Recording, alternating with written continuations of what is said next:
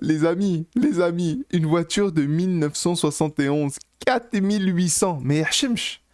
Cette personne qui a mis cette annonce, mais yahchemch. C'est honnêtement, les gens, ils profitent de la situation, hein. J'ai pas d'autres mots, hein. C'est des profiteurs. Faut créer une industrie forte. Faut plus dépendre des constructeurs étrangers. Il y a trop de problèmes. Il faut avoir une industrie, voilà, par des Algériens, pour des Algériens. Ça va régler tous les problèmes, vraiment. Bonjour à tous, j'espère que vous allez bien. Vous ne rêvez pas, vous avez bien vu le titre de cette vidéo. L'objectif sera de créer une voiture algérienne faite par des Algériens et surtout pour des Algériens. Donc comme on dit, pour savoir où l'on va, il faut savoir d'où l'on vient. Donc aujourd'hui, on va essayer de comprendre qu'est-ce qui s'est passé dans l'industrie automobile algérienne, comment ça se fait que les prix des voitures sont devenus aussi chers. On va essayer de comprendre le pourquoi du comment et on va tout simplement essayer de comprendre qu'est-ce qui a fait en sorte qu'on se retrouve dans cette situation. Mais avant de commencer, déjà je tenais à vous remercier, on est presque 10 000 abonnés. N'hésitez surtout pas à vous abonner, à liker, à participer, à rejoindre la communauté. On a besoin de vous, on a besoin de votre force. Donc je vous attends en grand nombre et sans plus tarder, rentrons dans le vif du sujet. Donc pour être honnête avec vous, la situation peut se résumer assez simplement. Donc il faut savoir que entre les années 2000 et 2013, on importait énormément de voitures. On parle d'environ 400 000 voitures par année. C'est énorme, on est presque à un demi-million de voitures chaque année, donc il y avait énormément d'importations. Ensuite, en 2014, il y a eu la crise pétrolière, donc le gouvernement voulait plus dépendre des importations, donc il a lancé une politique de montage local, SKD, CKD, et on connaît les marques qui se sont installées en Algérie, telles que Renault, Volkswagen, Kia, et ce sont des marques qui se sont installées au fur et à mesure. En gros, l'objectif, c'était de créer de la richesse localement, créer des emplois localement, et avoir un taux d'intégration local pour ensuite créer de la richesse et créer un certain savoir-faire et un transfert de technologie. En gros, c'était ça l'objectif. Et ensuite, en 2016-2017, il y a eu la suspension de licence d'importation des voitures neuves. Donc, il n'y avait quasiment aucune importation légale qui était autorisée. Mais malheureusement, dans les années 2019-2020, il y a eu un scandale de corruption. Voilà, il y a eu plusieurs arrestations. Les usines de SKD, CKD, ils ferment ou ils se tournent au ralenti. Renault, Kia, Volkswagen, la majorité, ils cessent leur production et perdent des milliers d'emplois. Ils interdisent même l'importation de kits, donc ils peuvent vraiment plus travailler. C'était très compliqué à cette époque. Donc ça a créé une rareté structurelle et les prix des véhicules, les prix des véhicules d'occasion ont ensuite explosé. C'est normal. D'un côté, les usines, ils tournent plus, et de l'autre côté, il n'y a pas d'importation. Forcément, ça crée une pénurie mais extrême, et voilà, ça a fait exploser les prix des voitures en Algérie. Mais là, présentement, dans ces récentes années, dans les années 2023 environ, il y a eu une relance, il y a eu un nouveau cahier des charges, une reprise des importations contrôlées des véhicules de moins de 3 ans, et il y a eu aussi le lancement de l'usine Fiat à Oran. Donc voilà, l'usine prévoit de fabriquer 60 000 véhicules par an initialement, et ensuite 90 000 véhicules en phase 2, avec un taux d'intégration de 30% en 2026 et potentiellement 40% et au-delà. Un peu à l'image du Maroc, ce qu'ils ont fait aussi avec la Dacia, si je ne me trompe pas. Donc, en fait, c'est assez simple. La situation est facile, on peut facilement la résumer. D'un côté, on pousse le montage local, on arrête les importations. C'est logique, quelque part, parce qu'on veut que c'est la production locale qui prend le dessus sur l'importation. Mais les personnes qui étaient censées produire ces voitures localement, s'il y a des scandales de corruption, voilà, des vols, détournement d'argent, blanchiment d'argent, tout ce que vous voulez, voilà. Et ce sur quoi on se basait pour relancer l'économie algérienne, ça s'effondre. Donc au final, il n'y a plus de voitures qui rentrent, il n'y a plus de voitures qui est produite. Donc c'était vraiment une période de crise, c'était très compliqué, et c'est ça qui a fait exploser le prix des voitures en Algérie. Donc c'est un peu ça la situation, c'est un peu ça ce qui s'est passé en Algérie. C'est dommage, voilà. Il y a eu des gens malhonnêtes, malheureusement, mais c'est ça qui s'est passé en Algérie pour qu'on en arrive à cette malheureuse situation. Et les amis, on ne pouvait pas faire une vidéo sur la crise des voitures en Algérie sans aller faire un petit tour sur Oued-Eknis pour voir les prix des voitures. C'est vraiment une catastrophe. Vraiment, j'ai jamais vu ça. C'est vraiment, il y a un gros problème. les prix en Algérie des voitures, c'est du jamais vu. On va aller faire un petit tour sur Wed-Eknis et on va aller voir un peu ça ressemble à quoi. Là, on est sur Wed-Eknis et j'ai fait une liste de quelques voitures pour voir un peu l'état de la crise en Algérie. On va se baser sur le cours du marché parallèle parce qu'il y a vraiment une grosse différence entre le marché du cours parallèle et le marché officiel de la banque. Donc, on va se baser sur le cours du marché parallèle. Là, on a une Renault Safran 1997. Bon, elle semble en très très bon état. Si on voit le kilométrage, 208 000 km. Donc, 208 000 km, c'est ça. Donc, une Renault Safran 1997, il demande 175 millions fixes. Bellec, tu négocies, hein. C'est 175 millions fixes, il n'y a pas de négociation. On va le convertir en euros pour avoir peut-être une meilleure idée sur... ça coûte combien ? 6 800 euros. Et ça, c'est le cours parallèle, hein. On n'est pas sur le cours officiel. 6 800 euros. Pour être plus précis, 6 835 euros. J'arrondis pour que ce soit plus facile, mais 6 835 euros. 6 835 euros. Pour une voiture 1997. J'ai pas les mots. J'ai vraiment pas les mots. En plus, ça, c'est un prix pour un Algérien. C'est pas un prix pour un Européen. Si seulement c'était pour un Européen, mais même pour un Européen, c'est cher. Il va pas mettre 6 800 euros sur une voiture 1997. C'est beaucoup trop.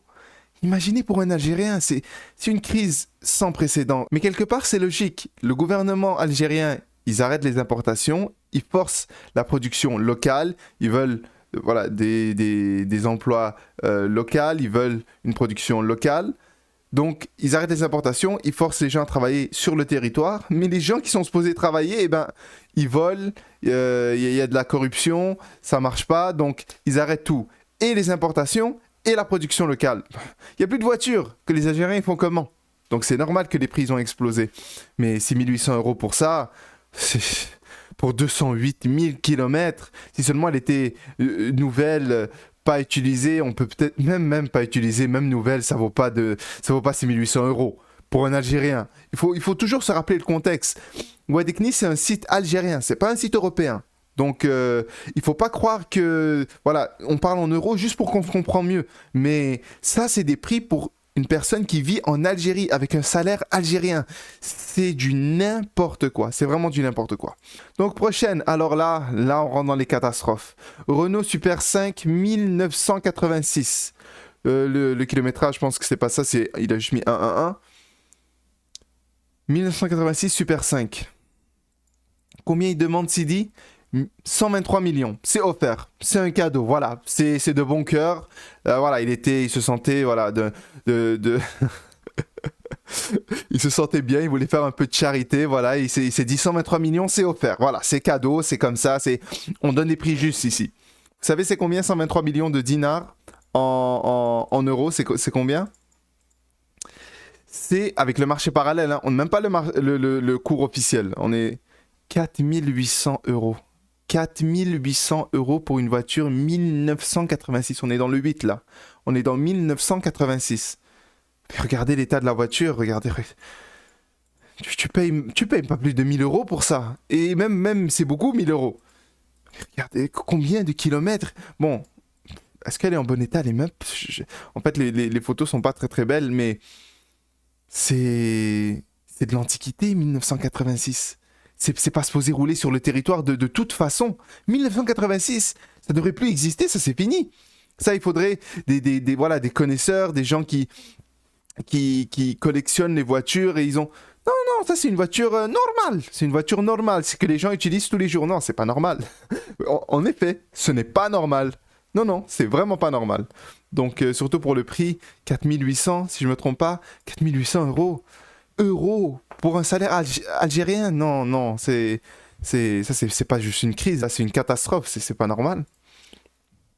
Donc là, on passe à la prochaine voiture, une Renault 5 1986. Alors là, j'ai pas les mots. Il n'y a plus le truc pour l'essence. Les portes, ils ferment pas bien, les lumières sont cassées, tout est cassé. Il n'y a rien qui va, la couleur est décolorée. Combien de kilomètres ? Un demi-million de kilomètres, voilà. Combien il demande ? 48 millions fixes. Ah, il n'y a pas de négociation, hein. Belle que tu négocies. 48 millions, ça fait combien d'euros pour juste avoir une meilleure idée? Ça fait presque 2000 euros. Imagine payer 2000 euros pour ça? Et c'est un site internet algérien, hein. C'est 2000 euros pour un Algérien, avec un salaire algérien. Ça fait pas de sens. Honnêtement, je sais pas, il faut marcher, hein. Il reste plus qu'à marcher, utiliser les transports en commun. On connaît les transports en commun en Algérie, mais bon.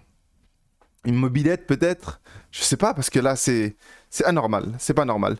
C'est pour ça que je veux proposer une voiture, je veux proposer une alternative aux Algériens. Il faut absolument notre voiture, c'est obligatoire. Faut créer une industrie forte. Faut plus dépendre des constructeurs étrangers. Il y a trop de problèmes. Il faut avoir une industrie, voilà, par des Algériens, pour des Algériens. Ça va régler tous les problèmes, vraiment. Donc voilà, on passe à la prochaine voiture. Ah, ça c'est grave. Renault Super 5 1986, on est dans le 8, hein, 1986. Déjà, tu dis 1900, t'as mal à la tête. Au moins 1999, voilà, t'es proche du 2000, tu te dis, ben voilà, peut-être c'est pas si pire. Voilà, on est proche du 2000, ça va, ça passe. On est dans le 8 là, 1986. On dit 8, c'est très très grave. Donc, on voit un peu l'état de la voiture. Il n'y a plus de peinture, là, la porte, hein, elle a l'air d'être cassée. Il n'y a rien qui va, c'est une vieille voiture. Regardez-moi l'état de... Les lumières sont cassées. On dirait il a mis une roche en dessous pour soutenir la voiture. Il y a des bouts de métal, on dirait qu'ils tiennent... C'est vraiment... C'est très grave. C'est très très grave. C'est vraiment très grave. Et il demande combien? 50 millions, négociable. Au moins lui, il est gentil. Il est prêt à négocier. Voilà. 300 000 km. 300 000 km.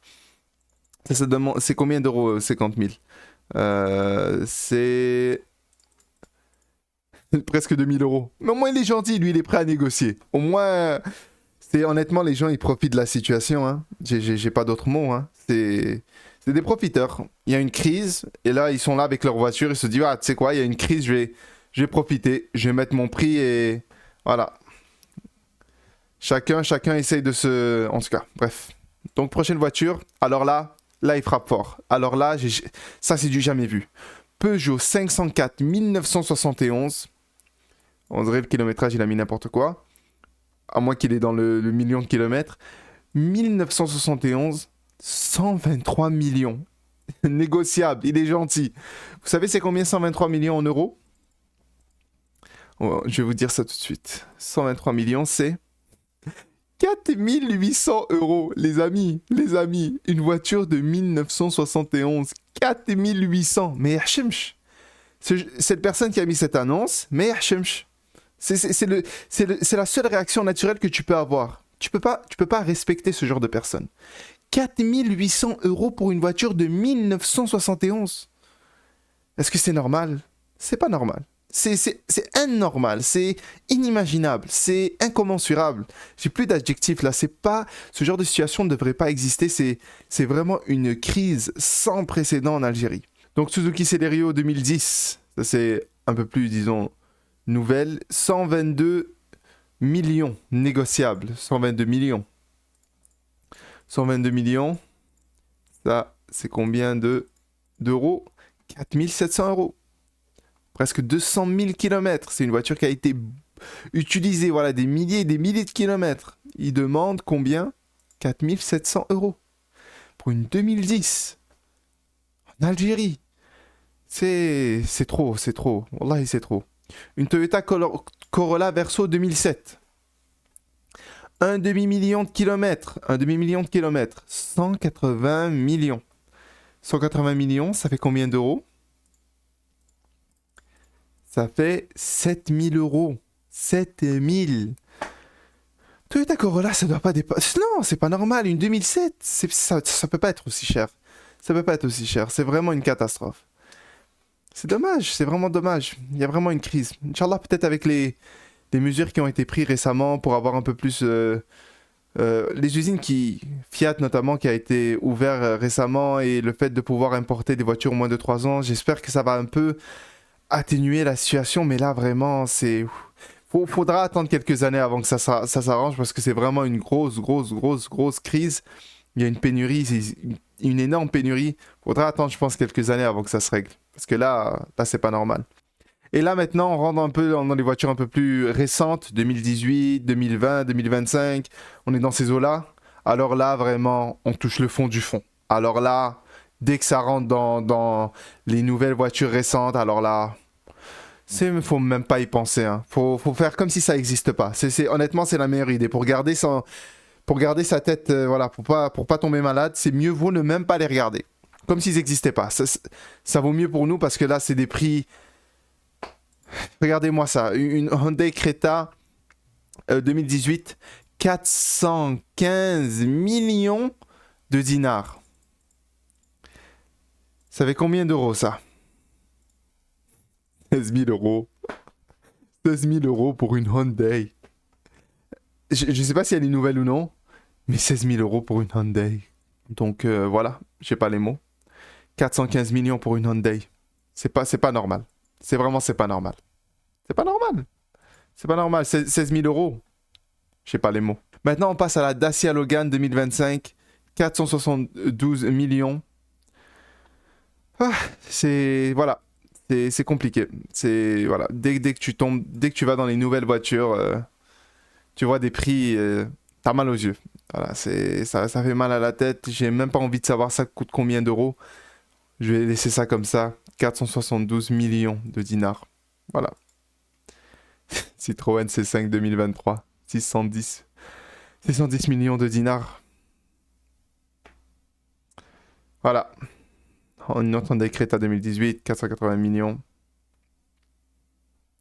En plus, c'est même pas nouveau. 138 000 km environ. Donc, voilà les amis. C'était un peu ça.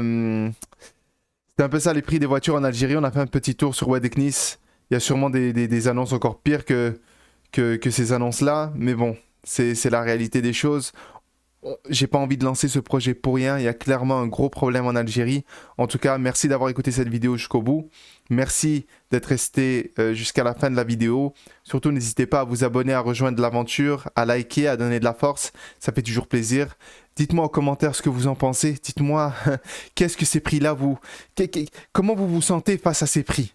J'ai envie de savoir ce que vous ressentez. En tout cas, les amis, notre objectif sera de régler ce fameux problème. Il faut créer une industrie forte. Il faut faire en sorte d'avoir des produits locaux moins chers et de bonne qualité. Les amis, j'ai besoin de vous. J'ai besoin de votre force. J'ai besoin de votre soutien. Les amis, n'hésitez surtout pas à rejoindre l'aventure. J'ai besoin de vous. Sans vous, ce projet n'existera pas. Donc, les amis, abonnez-vous, likez, partagez, rejoignez l'aventure et je vous dis à très bientôt pour une prochaine vidéo, Inch'Allah.